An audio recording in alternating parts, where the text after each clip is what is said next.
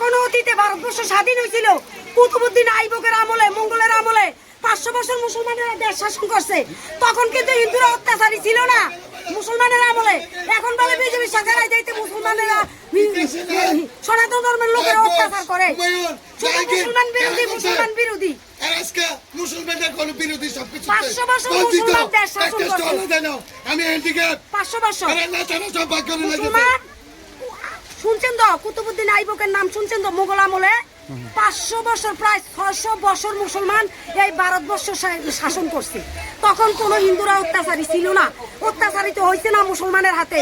আর এখন এই সরকার হওয়ার পরে এই সরকারের পক্ষে আমিও, এই সরকারের জন্ম আমিও দিচ্ছি, এই সরকারের প্রতিষ্ঠিত আমি। কেউ আমার আগে নাই, যত নেতৃত্ব হয়েছে কেউ আমার আগে নাই বিজেপিতে, সবাই আগে আমি। সবাই অন্য অন্য দলে আসিল, পরে হওয়া হয়েছে। আমি একটাও মিথ্যা কথা কমু না, আমি সত্য কইয়া ক্ষুদিরামের মতো হাসতে হাসতে হাসি বরণ করুম।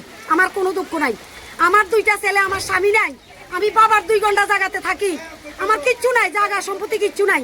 আমি একটা স্টলে লাগিয়ে অ্যাপ্লিকেশন দিছি, আমি পার্টি করি হিসেবে যে আমার 2টা ছেলে চেন্নাইতে কাজ করে মানুষের হোটেলে। কইছি যে আমার ছেলেরা টুকটাক একটু কাপড় আইনা উঠাইয়া বিক্রি করবো এটার মধ্যে রাখা।